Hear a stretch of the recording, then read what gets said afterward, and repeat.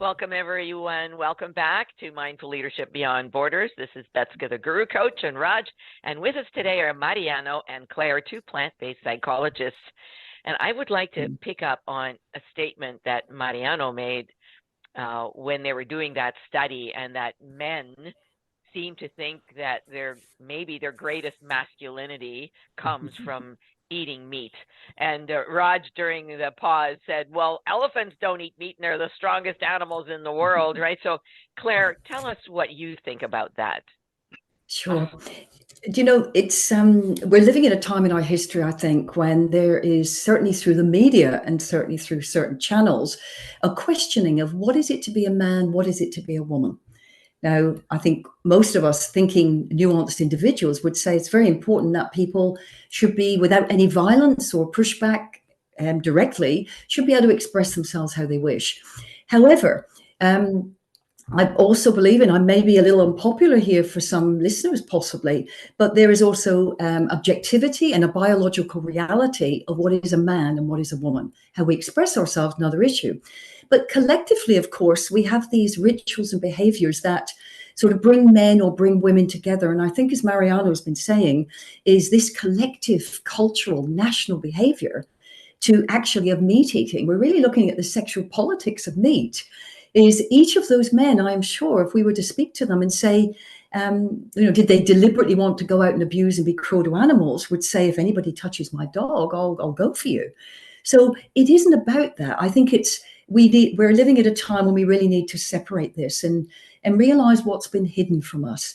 These myths, these unquestioned assumptions of what we should do and how we should behave, but also that actually there's nothing to see and people have got it in hand and this would never happen. This is normal. This is what we need to do.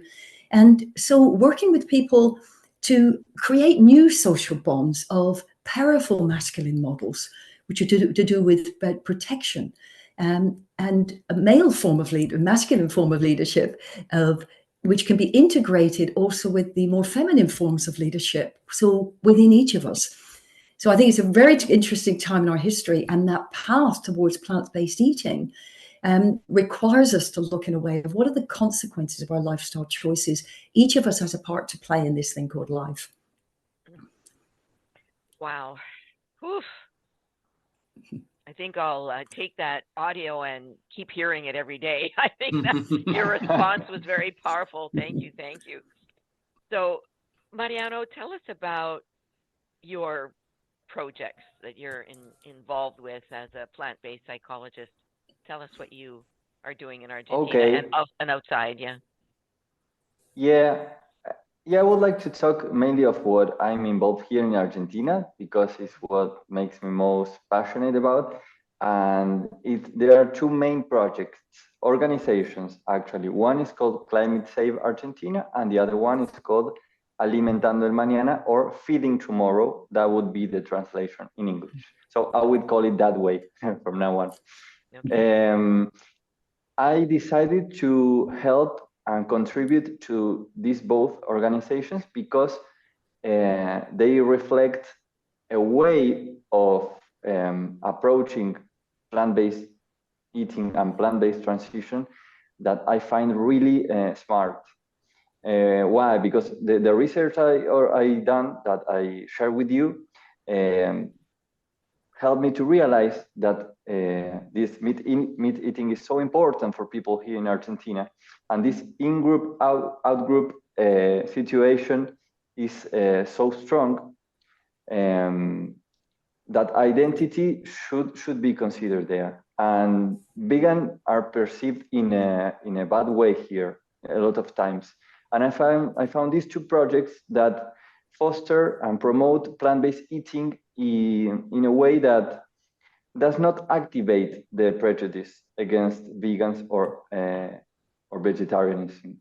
For example, Feeding Tomorrow is a program that brings a weekly, fully plant-based menu to institutions, many kind of them, from schools, hospitals, prisons, now hotel chains, well, many kinds.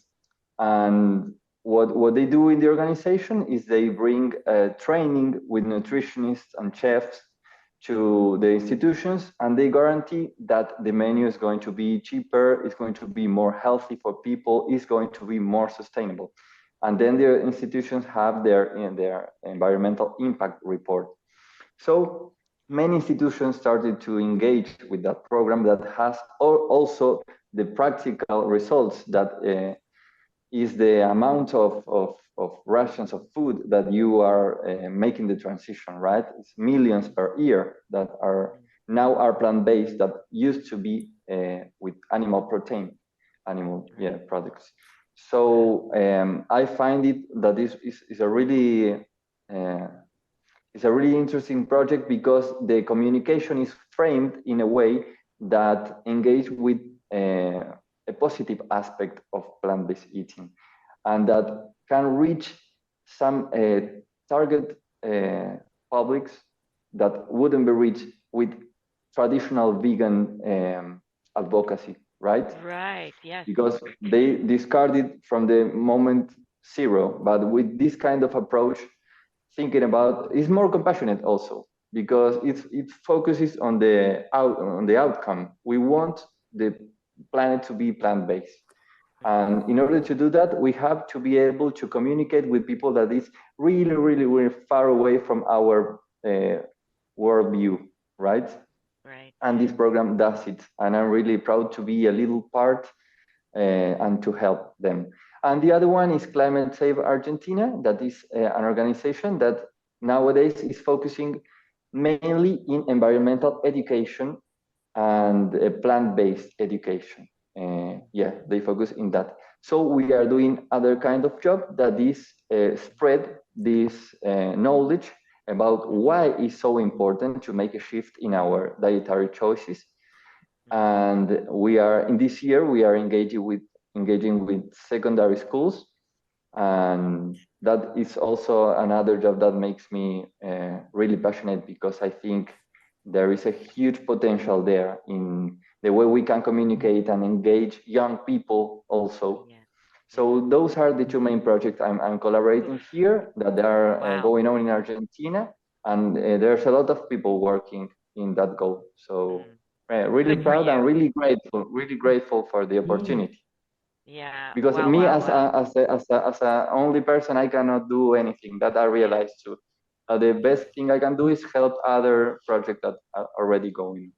Awesome. Yeah. You kind of reminded me of a story.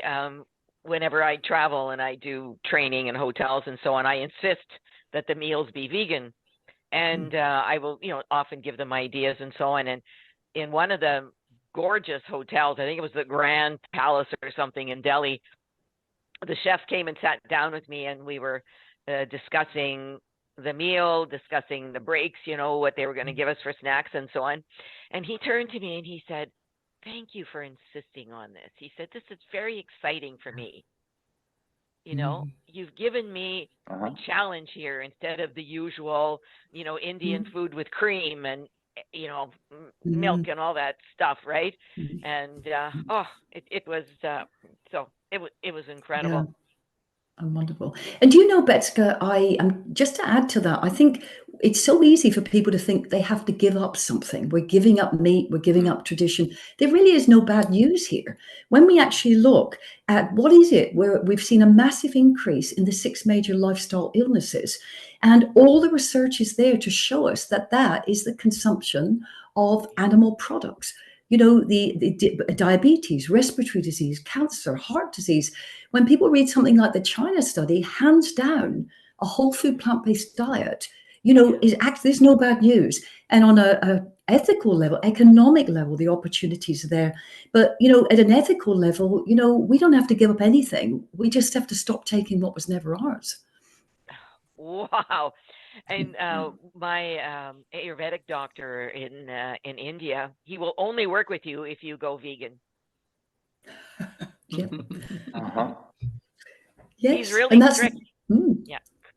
that's right, and that because he's actually presumably saying that we're just going to be pushing uphill with a jam uphill with a chopstick. Here is, if you want me to help you, this is what we need to do. Yeah, Exactly. wonderful. Yeah. Actually, Ayurvedic and the homeopathic medicine will not work if you are eating meat. in the right Really? way. Tell Yeah, tell me, tell us yeah. about that, Raj. I didn't know that. Because it's a vegan medicine. The medicine is also vegan. So these medicine give you result if you are a vegan. Otherwise, you will not get right direction result. So the Okay. vibration, the frequency of Yes, the foods yes. matching. Yeah. Mm. Oh, I firmly believe in it. So last question, Claire, I'd like to, and I've forgotten how to pronounce it again. Over the last few years, there has been a growth in agorism, Yes. agorism, which is a non-initiation of violence. So what is this, and what is it that you say is missing from this for most freedom seekers? Let's end with that. Absolutely. Well, I'm not an expert on agorism, but people can originally go back to the work of Conkin, where it's the basic principle is the non-initiation of violence. And so it really is anti-statism, really, and the hidden principles in our authoritarian ways. We have a government and people say we need that, for instance, but the work of people like Larkin Rose, for instance, highlights that again, like with eating of animals, we've been duped in many ways to giving in to authority and not trusting ourselves, taking responsibility for our self-organization. And so over the last few years, of course, the changes in our society, we've talked about what's been happening over the last few years with lockdowns and whatever. We have also seen, and I personally have experienced it in Australia, a massive government overreach, which happens under any social change, of course, and a taking back of power and a reduction of power of people's choices, freedom of movement, thought, and activities. And so a lot of people have adopted agorist principles and moved out of systems where they can, started growing their own food. They've started to have their own systems of organization, their own currencies, and saying that we want our freedom of thought, movement, and speech. Okay. However, in the back of the garden, they're actually breeding rabbits, killing them, skinning them, and eating them.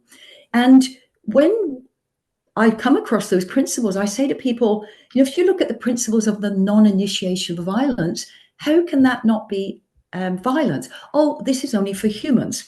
And so I think there's a wonderful opportunity for us to stop changing these wise principles of in the Bible, thou shalt not kill, not thou shalt not kill humans, thou shalt not kill.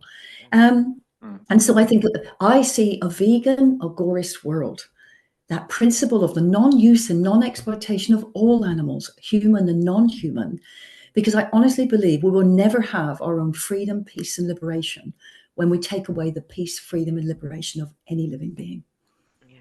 Wow. Well, we're going to end with that very wise advice. Thank you both. Thank you, Claire. Thank you, Mariano, from Australia and Argentina. What a robust conversation here today. I've learned a lot. Thank you for being here with us. Thank you.